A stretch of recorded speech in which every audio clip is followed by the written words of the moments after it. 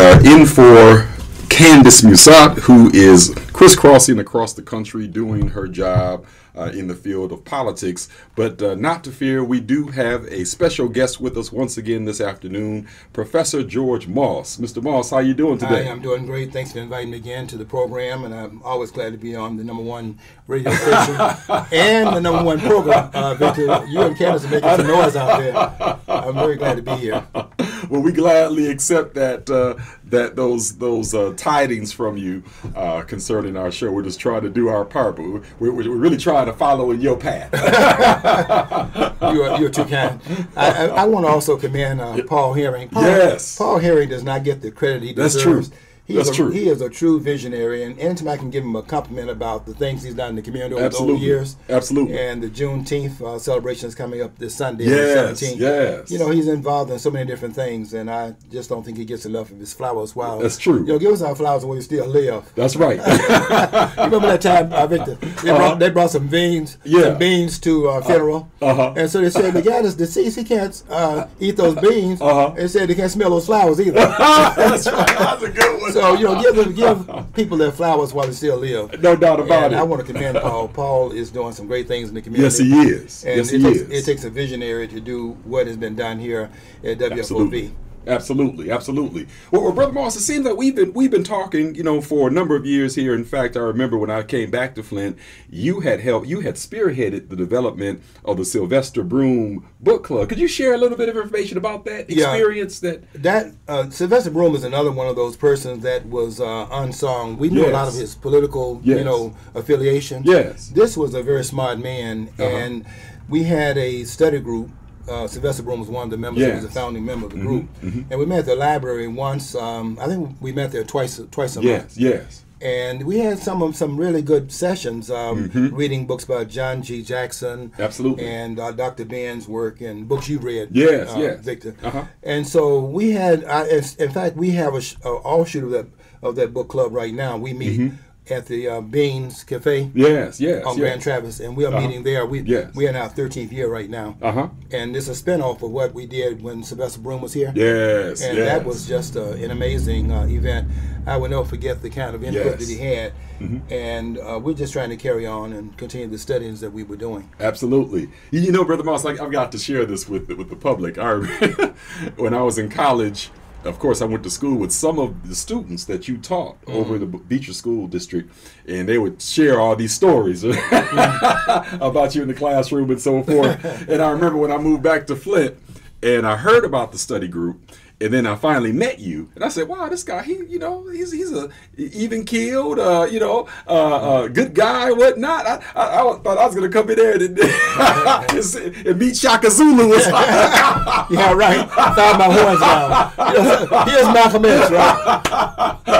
I was just trying to do some things for the community, and that's what I respect about what's happening here at WFOV. I just think that we need our own voice. You know, when BET was set up, remember when they were saying, absolutely, giving you a voice? Right, that's right. We weren't getting it on MTV and VH1, so we need our own stuff. That's right, that's right. And I just cannot say enough of good things about Paul, who came here with this vision of putting this radio station together. Absolutely. And I don't know of anyone else in our community that could have done this, and look what he's achieved.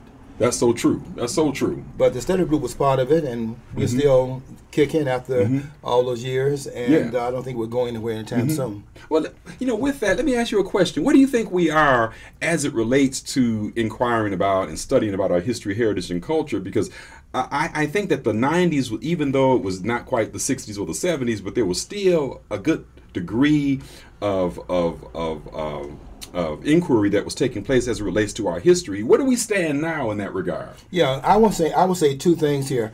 You know, when I was in Egypt, Victor, I was in one of the temples. I think it must have been the temple of Dendera, which is located in Egypt, right above Luxor. And in that temple, they had Osiris, who was one of the major gods, small g, of ancient Egypt. And they had him coming. They had his head coming out of his shoulders, but the head was looking in both directions. One part of his head was looking to the past. And the other part of he had another face, and it was looking to the future. While standing in the present. And what the monument, what this statue, this design said in that temple was that you have to know the past in order to know where you're going in the future. Yes, yes. And so history is very important. Yes. You know, I think it was Malcolm X that said that history is best qualified to reward all research. Yes, yes. And when you have people that had problems similar to yours, you know how to get their business straight, then you know how to get your business straight. Yes, but you have to have some idea of where you've been as a people and where the country has been as a nation, and then out of that you can figure out what needs to be done right now. One other thing I would say along that same line is a comment that I read a long time ago that Paul Robeson was in a conversation with the young Harry Belafonte. Remember we were talking about that?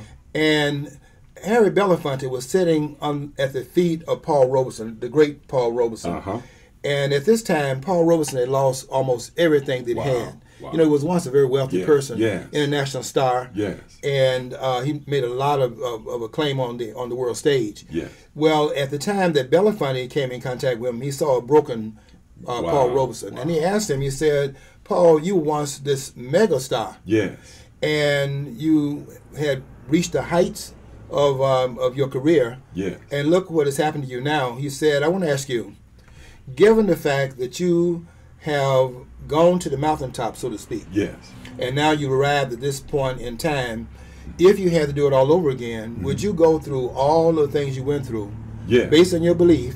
Would you go through all the things that you went through, all the trauma you had to go through, and knowing that you would end up where you are right now?" And Paul Robeson answered the young Harry Belafonte. He said, "You know, Paul," he said, "you know, I know that I did a lot of things and a lot of it cost me and so on.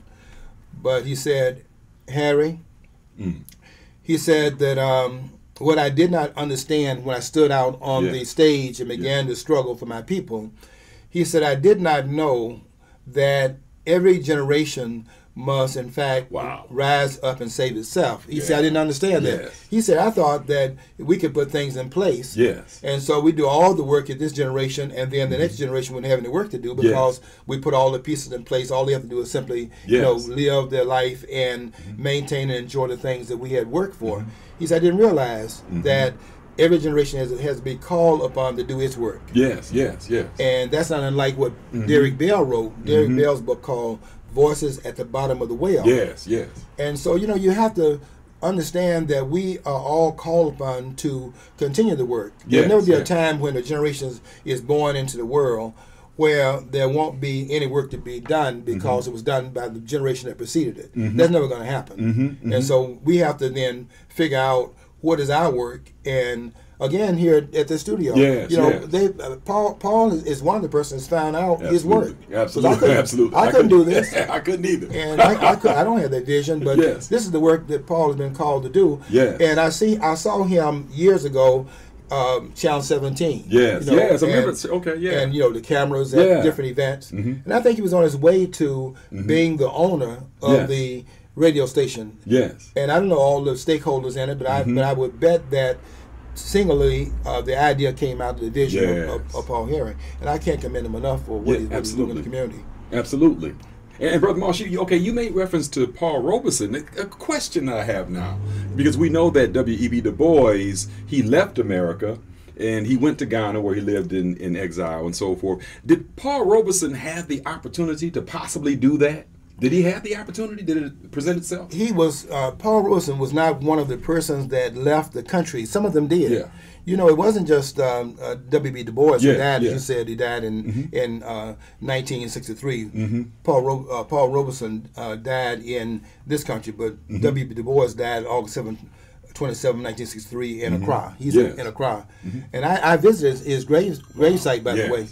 When I was on a tour, I took some students over to Ghana and Nigeria, and I made it a point when I went to Ghana to pay my homage to Du Bois. I was determined that one of the days that was not on our schedule, that we would take the day that we would have off and visiting all the sites we had been scheduled to visit on our tour. I wanted to make sure that I went to the gravesite and also the place where the W. Du Bois Library is located. There's a library in Ghana. And so he's really revealed in Ghana, lived in exile. Yes, yes. And you see that going on with the writer, who you think this person is, the writer that influenced James Baldwin. You know, Baldwin went to France. Guess who was there before him?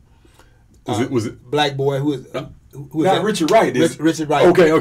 See, the trauma was so bad. Yes. That some of them went into exile. Wow. There were a lot of them that did that. Richard Wright was there. The great James Baldwin. Baldwin was in France. Because the climate was such here. But some of the struggles that were going on, the struggle like King, some of the others, all of these persons in these different organizations, the SCLC, don't forget the NAACP that was founded in 1909, and it was simply pushing back these walls, these barriers that were against us, and the expatriation of black people going into other parts of the world to get away from this trauma that we were having in this country. You know, that could kind of dissipate. So we can now do our work here. And we, at one time, a lot of persons felt that they had to go away from the country because they just could not do anything inside of the United States. They had these talents, but the talents could not be, you know, made use of. And let's look at some of the people that did that work.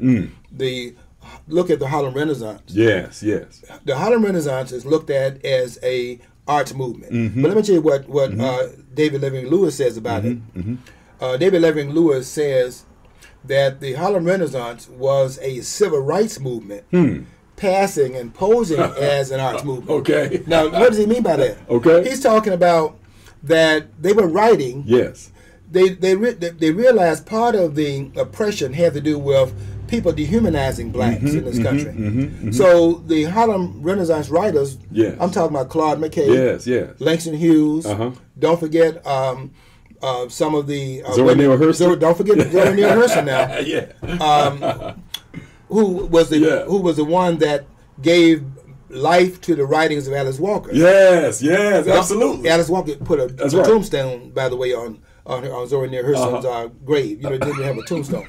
But what they were doing, though, is that they were fighting the civil rights movement through the letters. The idea was that black people had not, they were trying to say we hadn't achieved anything. You know, they had taken Egypt out of history. You know, all the things we're not in the continent of Africa. And so they just snatch us out there, we were slaves, and snatch us over here. But the Harlem Renaissance was trying to refute that claim. And the claim was that black people had never done anything. They didn't have any history. And the Harlem Renaissance was going to show that blacks can be people of letters. Writing literature and so on. And all the poetry that came out of that period was trying to fight the civil rights battle, not in the streets, but in the literature. And they created a lot of literature during that time period. And I'm talking about poems. I think this poem written by Langston Hughes is a combination of some of the poetry written during that time period, where Langston Hughes wrote this poem called "The Negro Speaks of Rivers." Can you imagine the audacity of that? The Negro speaks of rivers. And when I recite that poem, I recite it in a way in which it is to be recited in awe. Where Paul Robeson, where Langston Hughes was saying, "I've known rivers. I've known rivers ancient as the world." Because he is in awe of river, and older than the flow of blood, human blood and human veins. My soul has grown deep like the rivers. I bathed in the Euphrates when dawns were young. I built my hut near the Congo and it lulled me to sleep. And then I looked upon the Nile and raised the pyramids above it. And then I heard the singing of the Mississippi as Abe Lincoln went down to New Orleans. And I've seen his muddy bosom turn all golden in the sunset. I've known rivers, ancient dusky rivers. My soul has grown deep like the rivers. But see, he's in awe because in the Harlem Renaissance, they were actually reading this history, and they were finding out that these persons that had said blacks didn't have any history, these were all lies about black people. They didn't start off in slavery, no doubt, and they weren't always under the name of Negro. You know, if you look for our history under such names they were calling us in the modern times, there's nobody can find history by a person named Sambo. That's right. There's no history written by Shine.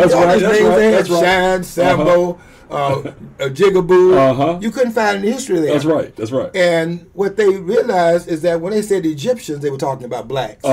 When they said Nubians, they're talking about black people. And when I was in Egypt, they kept saying Nubian American, Nubian American. And so currently, when I was in Egypt in 1984. Yes. And I went there. I wanted to go see what the monuments were that we had built back in the time period of those pharaohs starting in the third dynasty with Zoser, Pharaoh Zoser. And I wanted to see what black people had done in terms of this pyramid that had been built by Khufu, which was so impressive to Alexander Hamilton, the first black cabinet member of the United States. Alexander Hamilton, he's the first black cabinet member. Now it wasn't the person that was the cabinet member Weaver under Kennedy. It wasn't the first one. The first one was a cabinet member that came out of the West Indies, and that's Alexander Hamilton. You can go read J. Rogers' book and find that out. So we were brothers on the cover. But they were determined to strike out of this confinement that they were in. And they began to research the history, and they found out that these other names that black people were known as, the names such as the Ethiopians. The word Ethiopian means blackface. Blackface. And then they read, you could read Herodotus' work, Herodotus, which was the first Greek to write history down. Herodotus has a 9-volume work, and I read all 9 volumes of his work, but the one that we should read for our own edification and to see what we did in history back in ancient times is book 2, called Euterpes.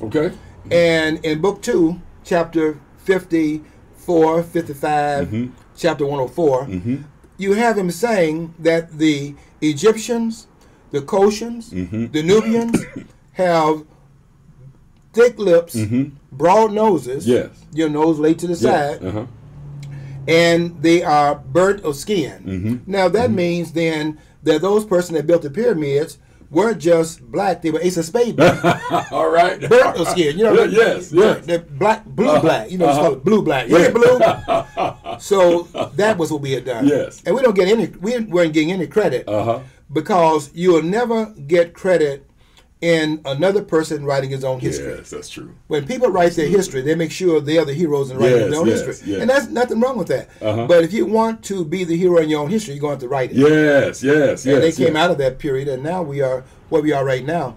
But we are on the shoulders of giants. We're standing on the shoulders of giants that did not accept the condition they were in, and they fought to resist it so as to set up a tone for the next generation. And you said we're going to talk today about King's book, Where Do We Go From Here? That's what King is talking about. You know, where do we go from here? From chaos, where do we go from here? Chaos or community? And King wrote that book in 1967, and it's a combination of the other books that King had wrote, that King had written. King wrote 4 books, by the way. The first one was a book about the Montgomery bus boycott that had taken place in December 1955. You know, it lasted 381 days, where those blacks refused to ride on the bus. Those blacks walked, and walked for 381 days in rain, shine, sleet, or snow, and they would not get back on those buses as a group. The whole community, there were 50,000 black folks, and the whole community decided that they were not going to take it anymore. And they were asking people like Mother Paula, remember her? Saying, Mother Paula, you're a very old person. We don't want you out here walking because, you know, you're very old in age. We want you to be around. And we don't want you, we know you're getting tired out here walking back and forth. And she said, you know, my feet is tired. You know, my feet is tired. But my soul is resting. Absolutely. And Mother Paula walked out there with them. For 381 days they stayed off that bus. So King wrote about that in his first book called Stride Toward Freedom. And that book was written in 1958. Don't forget the bus boycott would have occurred December the 5th is when they started the boycott, with Rosa Parks being arrested on December the 1st, 1955. 4 days later, they started the boycott.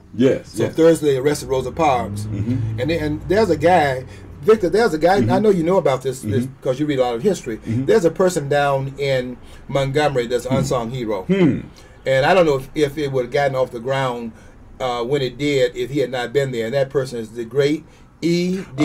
Nixon. Yes, okay, absolutely. And see, we don't talk too much about those persons that won letters. You know, the ones that don't have letters. Absolutely. See, King had a PhD degree from Boston University. But it's really these unsung heroes and sheroes that simply were not going to betray the next generation. They knew that they had to do something to change it, if for no other persons other than their own children. Absolutely. And E.D. Nixon was looking for an opportunity. And when they arrested Rosa Parks, see, they'd been arresting people before that.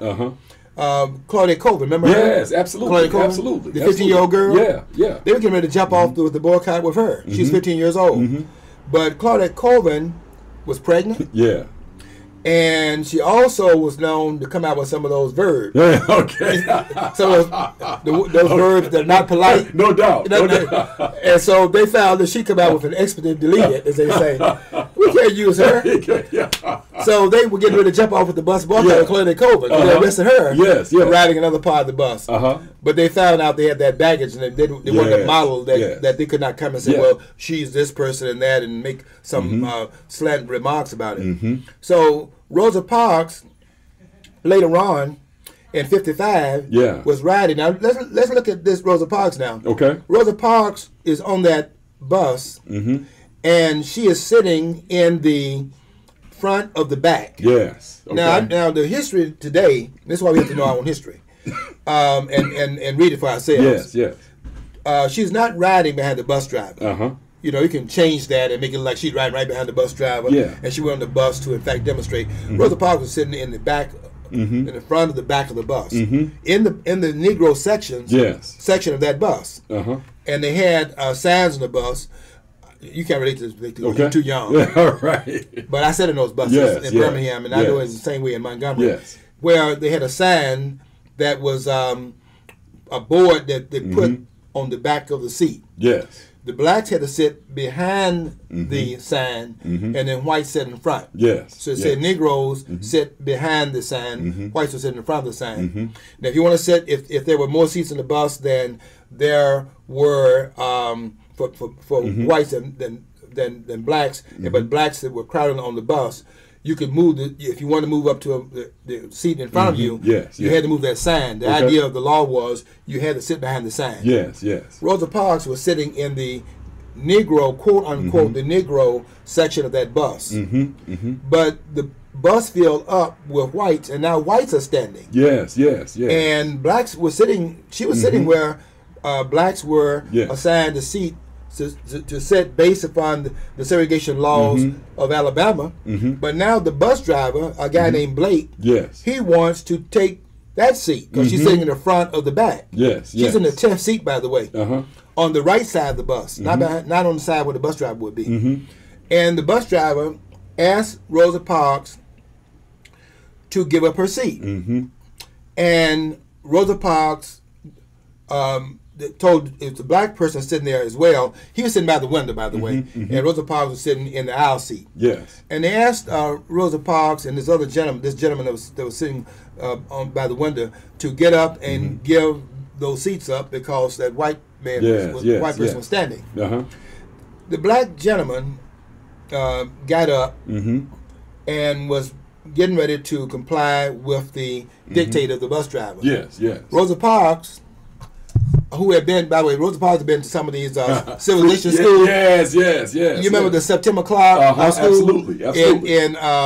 In Tennessee? They had a school where they were training these blacks how to be about the business of fighting the civil rights movement. And she was a product of September Club. She had gone to that school. At Money Eagle. Remember that school? So it wasn't all, I mean, there was a lot of pieces being put in place by history because she was just the wrong one. This was the wrong one. So when they told them to get up, Rosa Parks, knowing that she was within the legal boundaries of the law, decided that she was not moving. So when the gentleman got up to move, he had come by Rosa Parks because she's in the aisle seat. She moved her feet to the side to let him out. And then Rosa Parks turned back around and slid to the window. It's on now, right? Rosa Parks, now, they arrested the wrong one. Exactly. Rosa Parks was a seamstress, and she was also the secretary of the NAACP. That's the wrong one to mess with. That's the wrong one. And when they arrested Rosa Parks, you know what E.D. Nixon said? What did he say? He said, "We got it now. We got it now. This is it. This is what we've been waiting for." Victor, they were waiting for this one. She had an impeccable record. She was employed. Yes. And she had an upstanding name in the community. And let's say this also.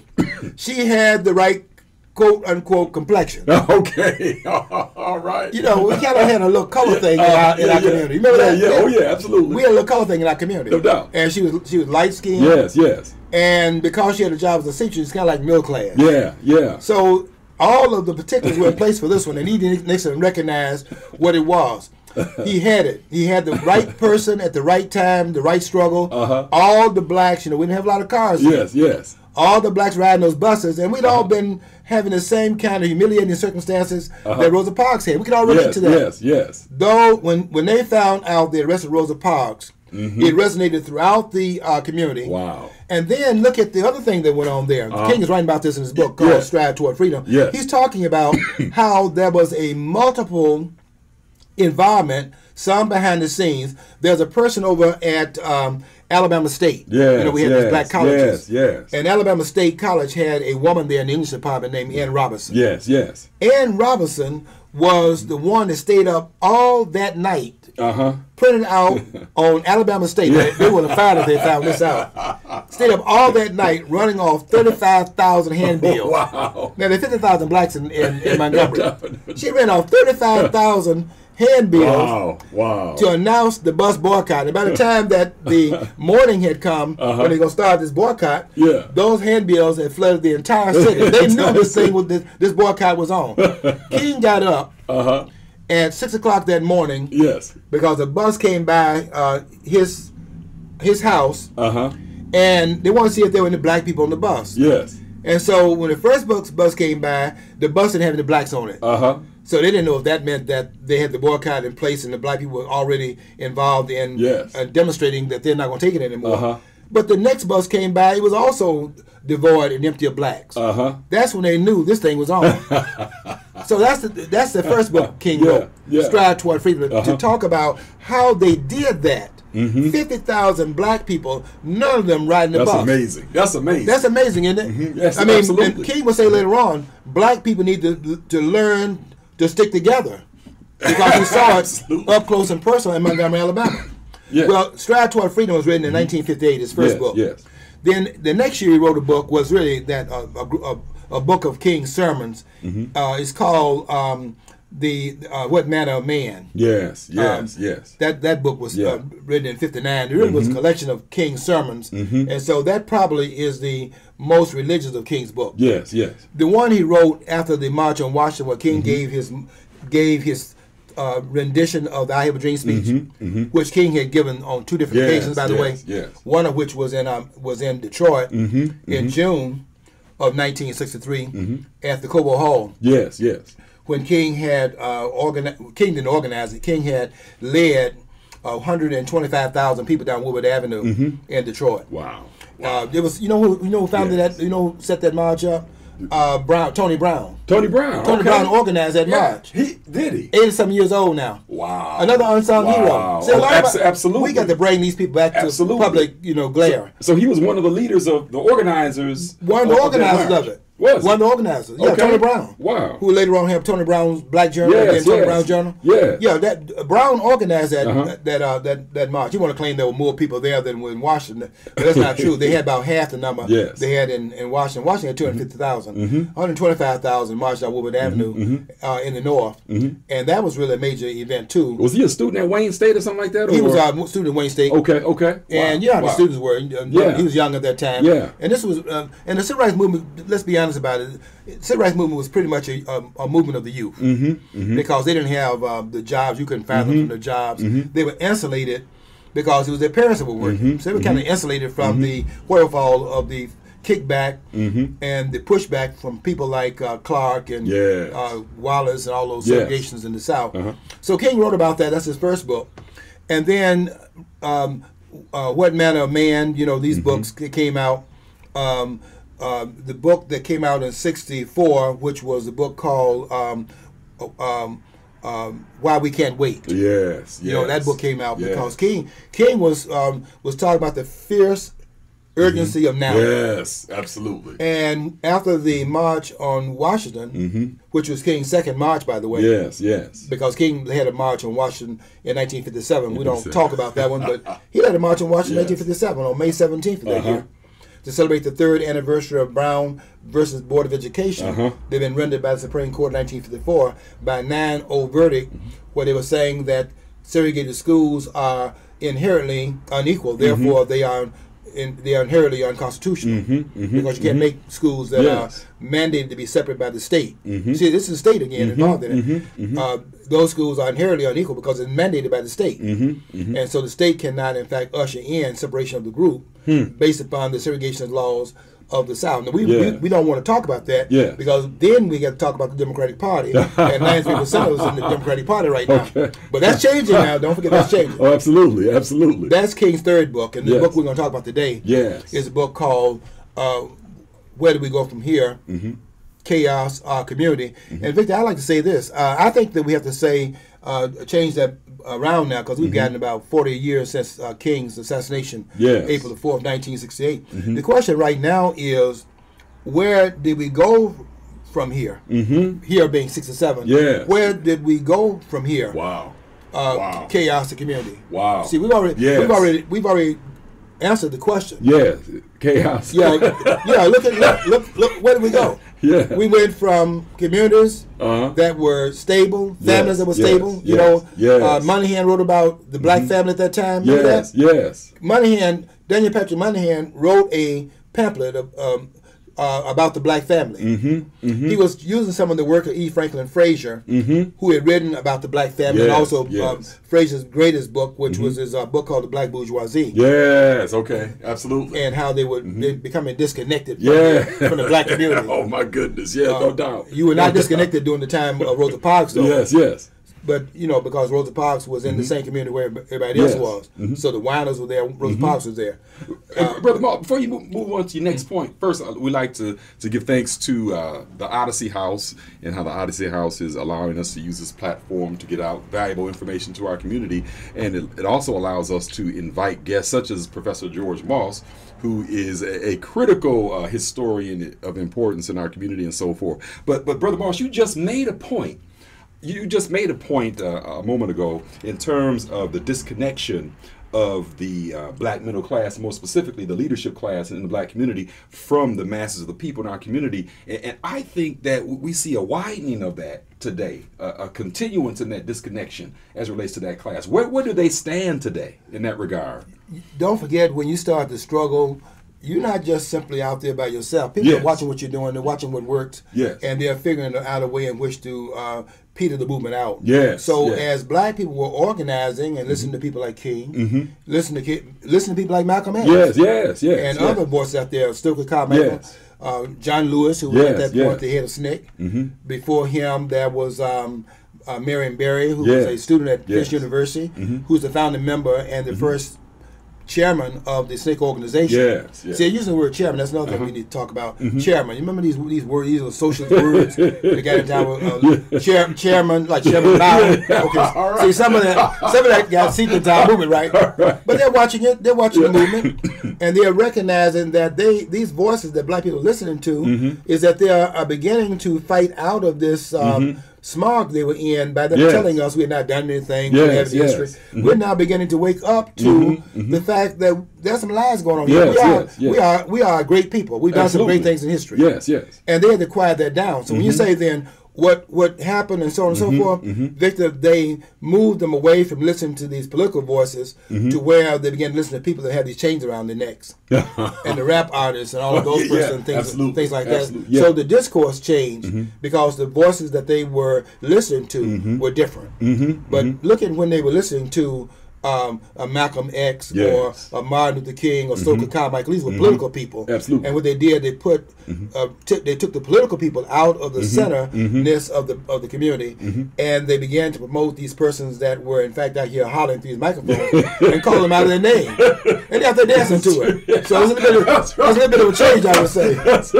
But when we're back there in more sane times, when the black community was really glued together, we had these multiple voices in the community, and I benefited from it because I saw my teachers were in the same community as we were, so we had to kind of be on the one because anything we did in the community, we heard the next day in the classroom because they would have seen us.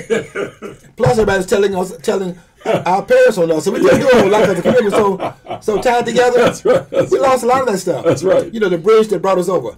But King said, where do we go from here? And he wrote that book in ’67 because, Victor, we had, and I'm going to say this, I don't think this is going to be very popular. Okay. The civil rights movement was basically a Southern movement. It's called, it's the Southern Christian Leadership Conference. Yes, absolutely. And in that movement, we were trying to get the Democrats off the backs of blacks in the South. And why were they on black people's back? Because they knew, given the fact that the Democratic Party was a party of slavery, and there was a party of Jim Crow and segregation, sitting in the back of the bus, all that was in fact ensured and enforced by the Democratic Party in the South. George Wallace was a Democrat. All the power brokers in the South were Democrats. So you think they're going to let black people go to the polls? And they're going to march in there and vote Wallace out of there? They're not going to allow that to happen, Victor. So King is fighting this battle, right? And I don't know if he's aware of so much of it being a political thing. Where they're trying to make it like all white folks, you know, this way. No, these are politicians pushing that envelope. So they are down there making sure that black people could not vote. And King says in '57, he says, "Give us the ballot." And we will not need the federal government. See, the ballot. They were denying blacks the ballot. So King's movement was in fact to push these politicians away from that ballot box so that black people could exercise their right to vote, and it would make these politicians who are coming out with such aggression against us, Wallace and others blocking the schoolhouse door. You think Wallace is going to be in front of the schoolhouse door, black people go to the poll and vote about it there? Those when Johnson, who co-opted, by the way, Johnson co-opted the civil rights movement. They knew that they could not allow blacks to vote as long as the Republicans get the credit for the things that happened to them on the positive end. So Johnson, recognizing that black people were waking up, he decides that he would sign a civil rights bill, signed it in '64, which they put the bill together out of Kennedy's name, but it was put together because they wanted to honor Kennedy. So in '64 they passed a civil rights bill. Johnson signs it into law. They passed a voting rights bill the next year in 1965. And Johnson signed that in the law. And guess what black people were looking at? That Johnson, the Democrat, the Democrat sitting on our neck. Got their boot on our neck. He's a good old boy, too. Now. He's a good old boy, signs these two bills, right? And black people see this.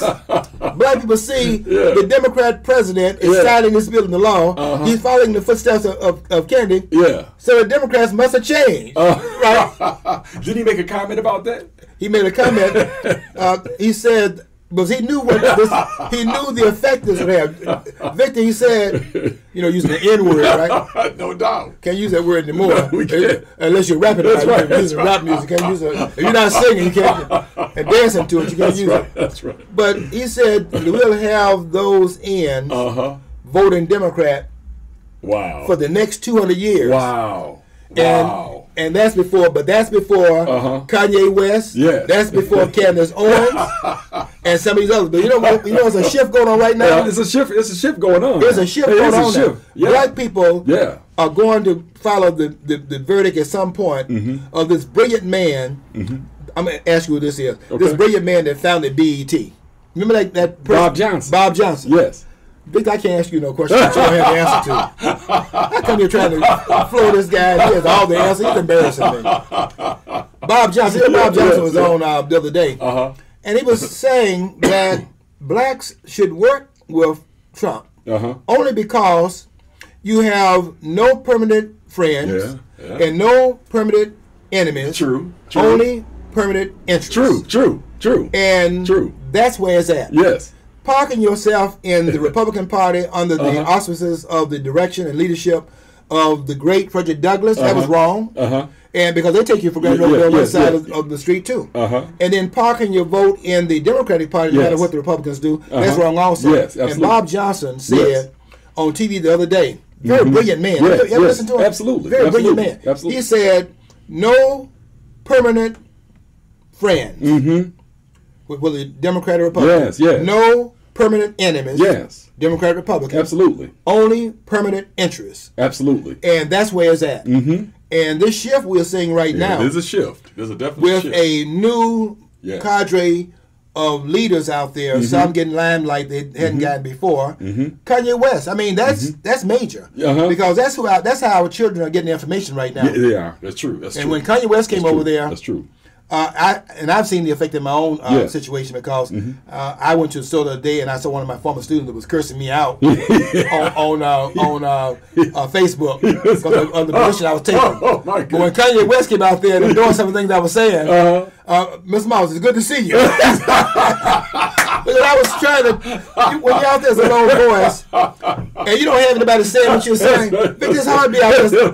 It's not hard for me because I'm used to I don't mind being in the kitchen. But I'm saying it's difficult to have a transcendent voice when so many people are saying just the opposite. Absolutely. And so when I was out there saying these things about we cannot have any permanent friends, like we just voting in lockstep with the Democratic Party, they thought, what happened to you? But the point is that we don't have any permanent friends. True. We only have permanent interests. True. And whichever one is carrying it.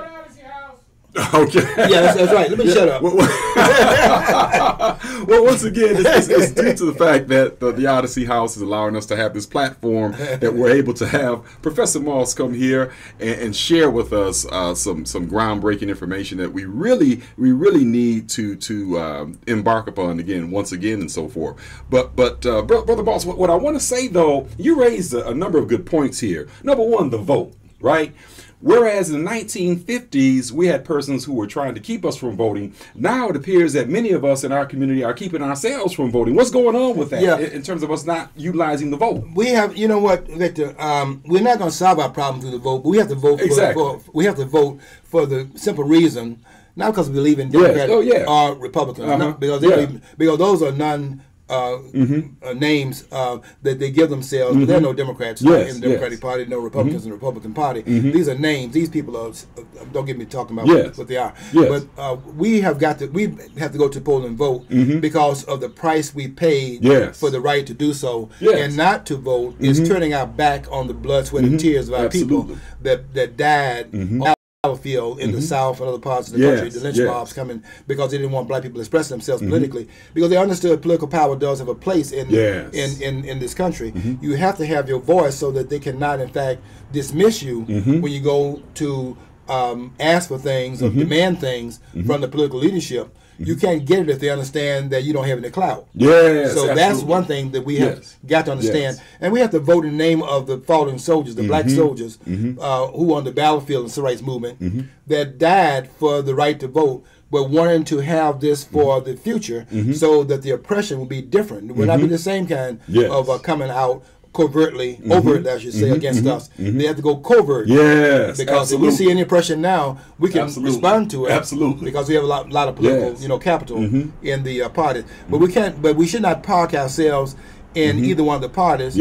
Nor to expect any miracles from either one of them. Neither party is on your side. They're on the side of the party structure, which is about power and influence. They're not even on the side of the American people. And so we need to vote, but we need to have our eyes open on what the vote can actually do. This problem that we are having right now, when King talked about chaos community, if we're going to go to a community, it'll be because black people have made up their mind to bring that result about. It will not come from the outside.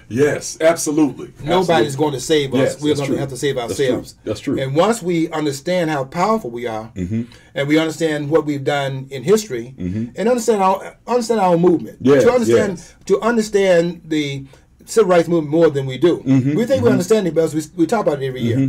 But very few people, and I'm not bragging about this, but very few people have really done the study of what this movement is really about. If they had done so, I don't think we'd be around here looking down our nose at those like Kanye West and Candace Owens and others who have broken away from that Democratic Party plantation and have decided to exercise a different voice.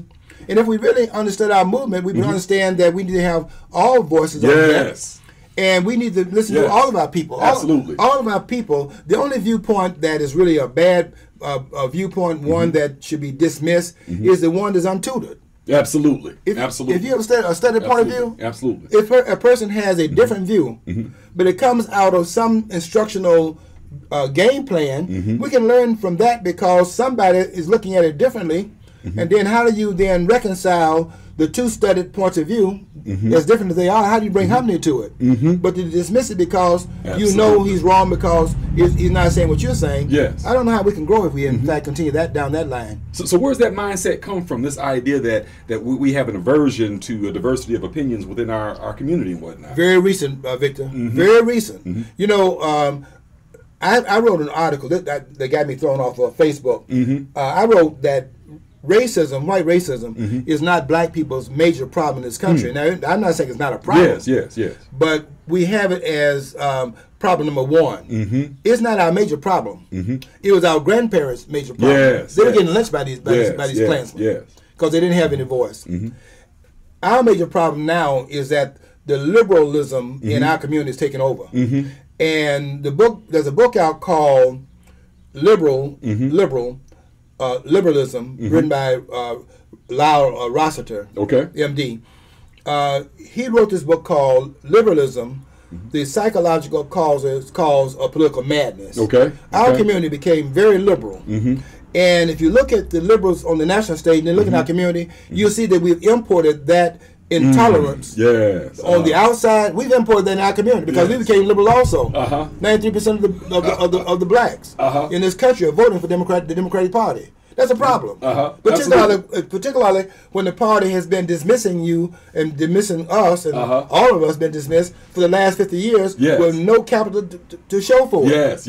You know, all of us are in all of our elected officials are in the Democratic Party. The problem is the Democratic Party. Look at it for yourself. The Democratic Party has a black community surrounded all over the United States. You find black folks, you find Democrats in the mayor position. So, the black folks are surrounded. So there's no diversity of opinion and so forth. We got to from that standpoint. Get back to the roots of the black community where we were. You know, they had debates. Malcolm and Bayard Rustin. The one that founded the March in Washington. You know, the second one. You know, Bayard Rustin was the one that organized that. He and Asa Philip Randolph. You know, he was an integrationist, but they would debate Malcolm at Howard University. The Black Harvard. They would debate because they would respect each other's view and they would debate the point of view. I heard one of the greatest debates Malcolm X made with a guy who was almost Malcolm's equal. Not very many person on that level now. No doubt. But almost Malcolm's equal was a guy named Louis Lomax. Louis Lomax, the great journalist. The great journalist. The one who wrote the book called The Negro Revolt. And the book called When the Word is Given in '63. Well, Lomax could kind of get close to where Malcolm was. Guess who else? So you saw it in the film called The Great Debaters. The Great Debaters. Who was that person? Oh, wait a minute. His name is, he was the chairperson of CORE. His name's James. So with an F? Farmer. There you go. You're too good. You're too good. Victor, James Farmer, you saw that in The Great Debaters. Yes. James Farmer's father was a professor. That's where he got a lot of his. He felt, because he was one of the great debaters at this school, that they went up against USC. They had won against Harvard. They went up against USC. The mere fact that that black school at that time period was able to challenge the debaters at USC was major. And when Farmer graduated, he set up the a group called CORE, which was set up in 1942. They were set up before King's organization was set up. See, King's organization was set up until 1957, 1958. CORE was set up in 1942. Can you imagine some of the jealousy. Yeah. Oh, no doubt. They were before King. Absolutely. The NAACP before King. Yes. CORE before King. Uh-huh. King comes up with SCLC in 1957, 1958, and all the limelight is on King. You know, we don't like the idea of somebody superseding us. We were there before him, and look what he's doing. That's right. That's right. But make a long story short and get back to the issue. We were very diverse. Yes. We understood, and Malcolm said it as well, we understood there were many ways of getting at the same thing. Yes, yes, yes. Malcolm said this. He said, they'll come to you, meaning integrationists. He said, they'll come to you telling you that you for integration and not for separation to keep us fighting among ourselves. Yes, he said, no. He said, no, you're not for integration and I'm not for separation. Well, you and I are for freedom. Yes, yes. Only you think integration gets you freedom, and I think separation will get me freedom. And they call it separation, not segregation. Yes, yes. Because they were talking about they would take the independence of black people and make that work for blacks in their own separate stuff. Absolutely. No, which you don't have to go anywhere. Just simply have your thing that you support. We got June 17th coming. We got Juneteenth coming up. Absolutely. That's Paul. That's something that black people should hold on to. Absolutely. That's your thing, right? You don't mean you have to go outside the country. That's true. You can have your thing right here.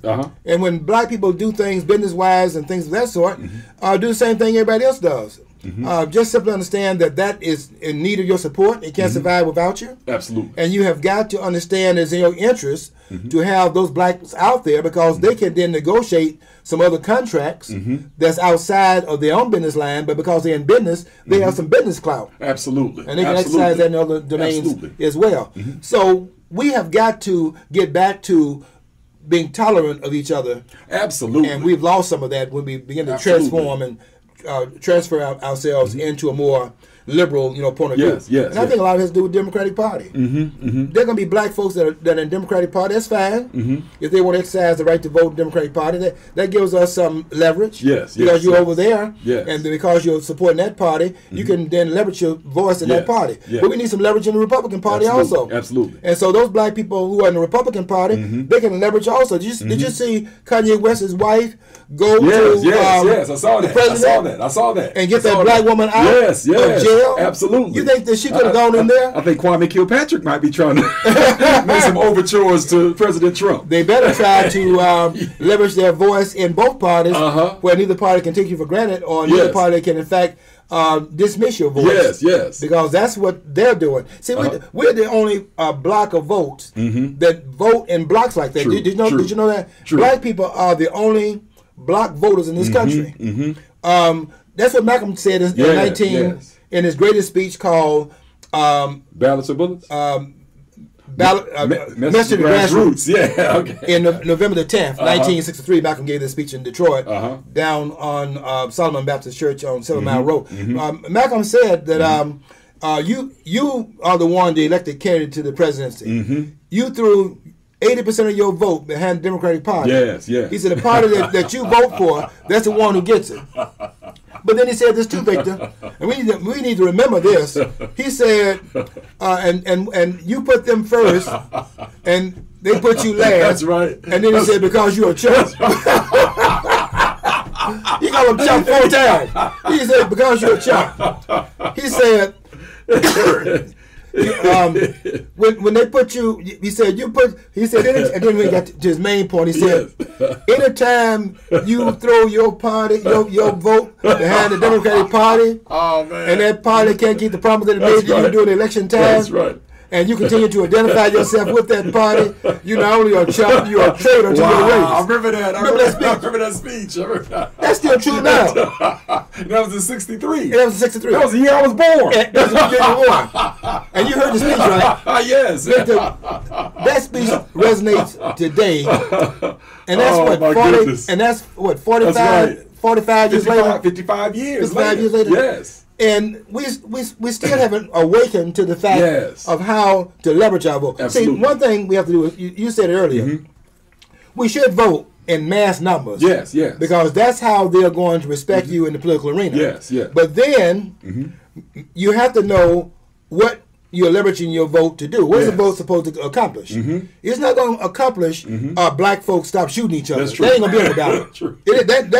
That ain't going to stop because of somebody going to the ballot box and saying that in Chicago, we cannot have the statistics that came out last week that showed as of this month, June, half of the year, 1,070 blacks have been killed in shootings in Chicago. That's amazing. That doesn't count all the other cities, Philadelphia, Baltimore, Cincinnati, all the Detroit, Flint. It's like gangbusters, right? Absolutely. It's not going to solve that problem. But the problems that it can solve and the power that we can in fact exude with the ballot, we need to exercise that and then move on to something else. Absolutely. But let's get that done, though. Let's get that done. Let's go. Let's understand the power of the black vote, the block of the vote, and how it's been used, and how it's been abused by those who have taken our vote over a traditional period of time, who take our vote for granted because once you vote lockstep, and you don't demand anything for the vote, and you continue to vote for that party, as Malcolm said, what do you expect them to do? They just miss you. They go for the other person that they don't have. And as quiet as it's count, they are importing the next generation of voters that have nothing to do with black folks. That's what the immigration is about. They bring these Democrats in from the outside. The outside. Guess what's going to happen to us? That's right. As they bring their future voters in now. You think they're going to vote Republican? They're doing the same thing. This is the same game plan.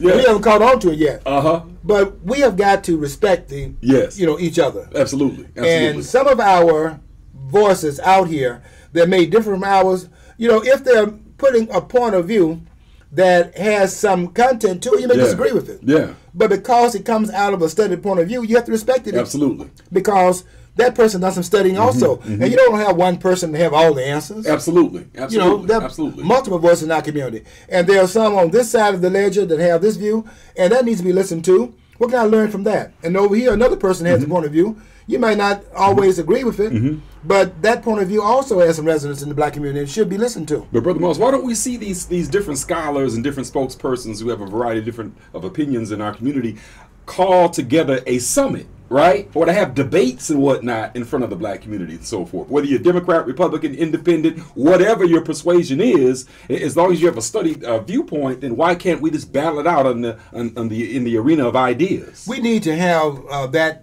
model that we had in the 60s where black people were refining their ideas by listening to point counterpoint. One point of view over here and one over there. And then you could clarify where you are with that point of view. I can't learn anything from people all of whom are saying the same thing. I look on TV sometimes and they have these blacks on there as guests on these talk shows. And I already know what they're going to say before they open their mouth. Don't you know what they're going to say before they open their mouth? They're talking points, absolutely. They like parrots. That's right. I hate that. That's right. All of them talking at this one guy that gets on there, everything he says, I can. His name is Fowler. Fowler. Yeah. One of the commentators is on Fox.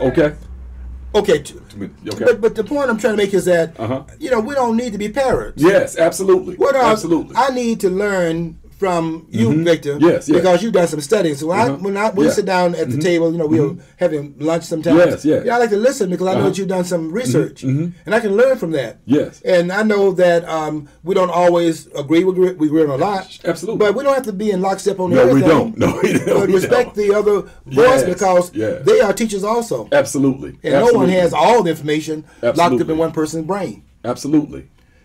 Well, I've been running. I like to come here and I run my mouth. That's not. But you're the perfect guest, Professor Moss. But I'd like to ask you a question though. What would be your closing point to take away with in terms of King's book, Community or Chaos?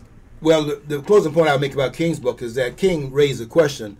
He raised it in '67. This was 2 years after the Civil Rights Bill had been passed in '65, the Voting Rights Bill. The question was that since I contend the Civil Rights Movement ended in '65, because they were trying to get the right to vote, the ballot, and so on and so forth. They had achieved that. So King was saying, what now? Yes, yes. Where do we go from here? Because we had achieved all the civil rights things. Yes. Civil rights means that you're trying to go against the government structure to make them do what is constitutionally mandated. And they weren't doing that. They weren't protecting our rights.